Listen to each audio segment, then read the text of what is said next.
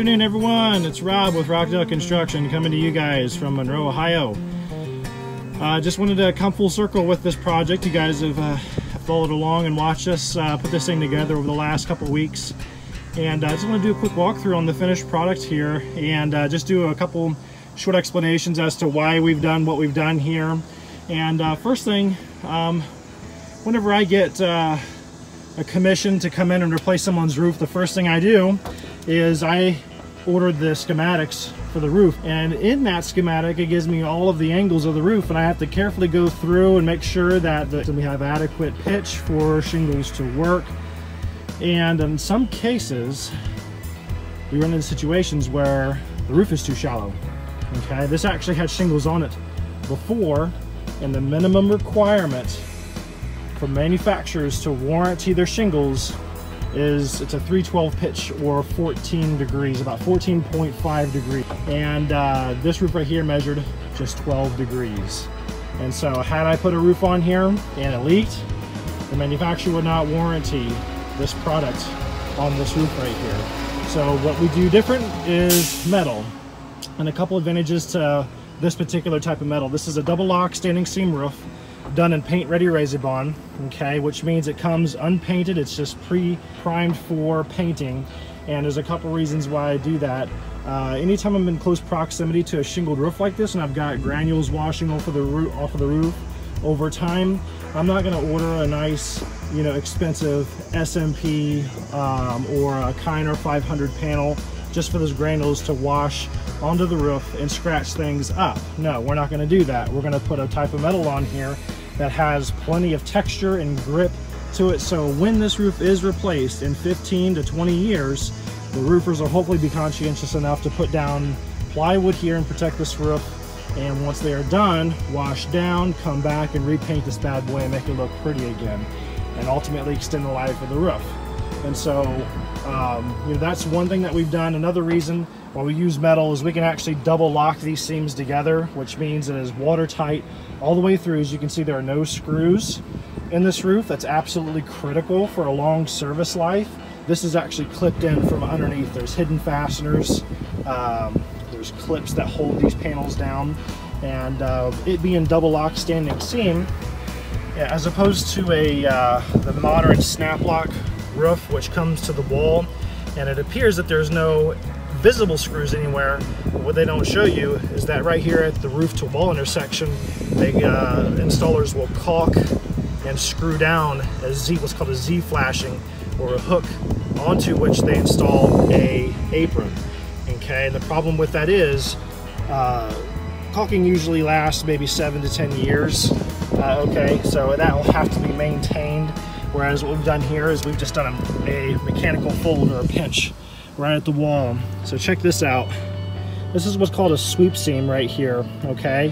And what that is this double lock seam down in here, and if you've watched and you've been following us, you see how I make these seams with a hammer and an anvil. It actually is one continuous sweep right up the wall. Isn't that neat? And when we do our counter flashing, if you watch any of our counter flashing videos, you know that we actually remove the mortar completely out of the joint and come back and tuck point this. So this is tuck pointed, okay?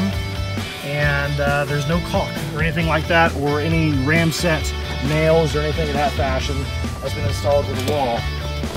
Here's my, I guess it's somewhat famous, semi-famous sawtooth flashing, counter flashing right here on the roof, okay? Now, roof to wall transition. Again, this is another area that we've done a little differently, just because you normally would see the siding come all the way down to the roof, which is actually, in my opinion, a mistake. And there's reasons for that, especially with wood siding. Your wood siding should never be in contact with your roof deck. We do live in Ohio, I get it, we don't get a lot of snow, but we do get enough at times, it'll rot out your siding pretty quickly. Whereas here, we've got a 5.5 inch curb that I've built right up the wall here. And again, we have mechanical pinches. Check out those pinches. That's a folded seam right there, okay?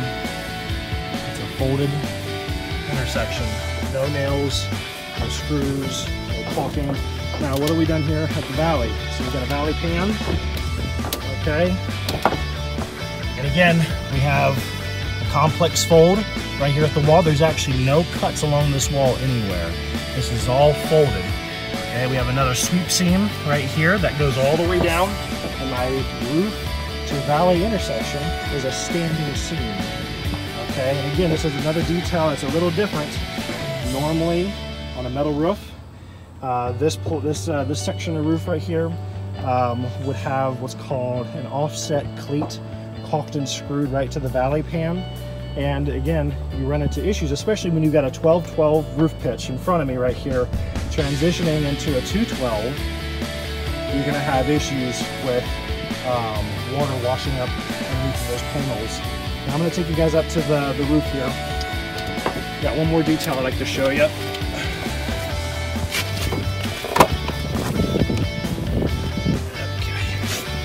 Let's go up and have a look here.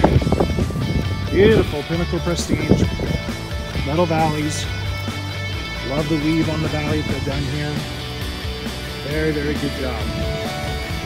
I'll take you up here and show you the penetrations. All my competitors with neoprene or rubber booting around their PVC pipes, and that's usually the first thing that goes on the roof. Here at Rockdale, what we do, we build our own cladded pipe flashing setup. And this is basically, round pipe. This seam right here, this is double locked right to the underpan. Okay, there's no solder, there's no screws anywhere on this, there's no penetrations in this pan. This is actually clipped in underneath. And why do we do this? Well, again, the rubber, the neoprene flashings, they have a pretty limited lifespan. Usually they fail before the roof does.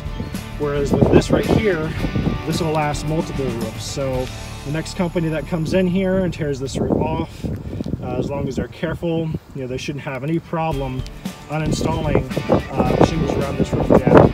And they can come back in and they can replace it easily, repaint it, and bam, you've got probably 40, maybe 50 years worth of use out of one pipe flashing. And besides the stunning look, the curb appeal to it, these things function really well to keep any water from seeping in around your pipes. Should there have been a rubber seal or a neoprene seal, you got to watch out and maintain those things. Whereas with this is one less thing to worry about. So that's the difference at Rockdale Construction, folks. Thank you so much. Have a great day.